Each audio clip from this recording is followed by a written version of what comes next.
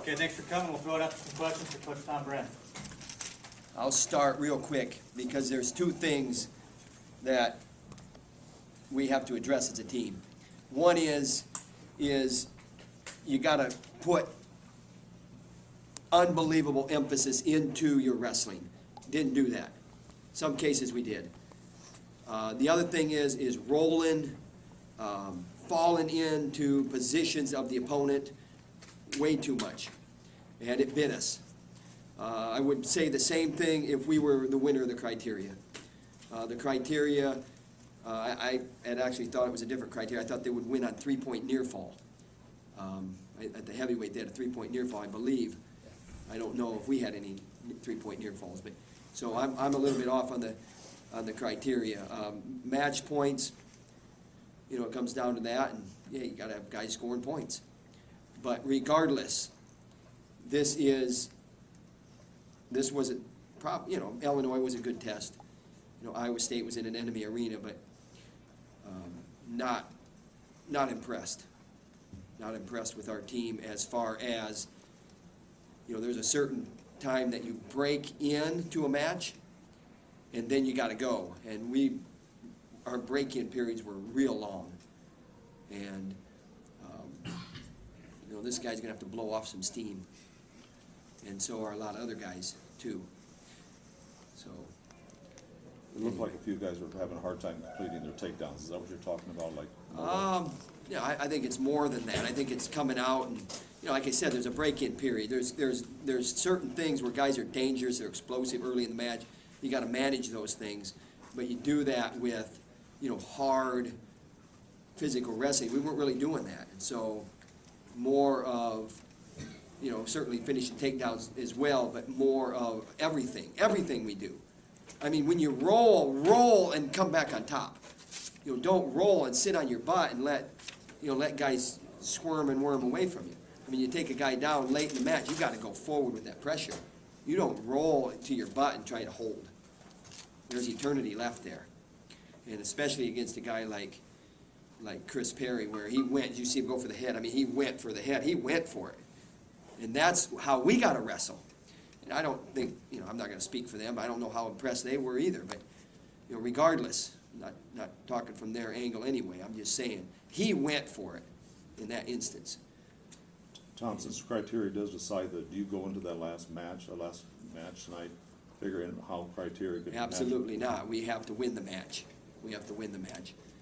I didn't even realize it would come down to the third criteria. I thought the early criteria was three-point near fall. If somebody can check your stats quick and, you know, rule book. Anybody got a rule book? What we were looking up was like the match points came before near fall. And we were scrambling. Well, of course it does. But, you know, so I mean, we know that now. Despite the way it ended, could you talk about going into like Ramos's match, what it did to create a stir here and stuff? Well, I mean, Telford goes out and, you know, you get thrown on your beaner and you gotta scrap back, and we give up a major there. You know, 5-0 isn't the end of the world. And then, you know, how he walks off the mat, McDonough comes on the mat. McDonough had to work hard. He had to work real hard. It was 0-0 for the first period. But it seems like he's getting into more of those periods like that, those first periods like that, where it's 0-0. But he's working hard. That was a pretty, I give a lot of credit to McDonough, how hard he worked. And, you know, a guy was clinging on it. He had to work real hard to create openings. But Ramos, give him a lot of credit. Give him a lot of credit. So there's a lot of things that go through your mind right now. Montel Marion, I mean, he gutted one out. There were two whipped, tired pups out there. So, what did you think of the crowd, you know, being behind your guys? Crowd is loud. I mean, it was loud. There were Ramos and McDonough, and they know wrestling. This place knows wrestling. I think the entertainment factor, if you want to talk about that, was, you know, probably okay, but you know, you don't get your money's worth unless you come out of here like that kind of W, and I could like karate chop the table in two. That kind of performance and a win. So, what were key points in getting your hand raised at 33? Staying pretty persistent. You know, there was early on where he got deep on us. You know, that guy, Oliver's a good finisher. So that's a key point. I mean, dodging that bullet. You know, we made him work on top. We made him work hard on top. A lot of guys lay underneath him. It took us a while to get out, but we made him work hard. I mean, the riding time ended up putting it into overtime. So, and then finishing. Opportunity, didn't finish, opportunity, didn't finish, opportunity, finished. So, you know, there's 3 or 4 good, but it's persistence. And that's what Ramos is. And, you know, coming off a loss a week ago or so, and he righted the wrong, so to speak. But, you know, this is a dual meet, so a lot of wrestling to go. A lot of wrestling to go. The streak was hyped a lot. What does it mean now, the way it ended? I mean, we don't like it to end. Your next event is always the most important event. This was certainly an important event. We went out to win it. We changed the schedule. We originally slated for Sunday because we wanted a crowd here. They were willing to change as well.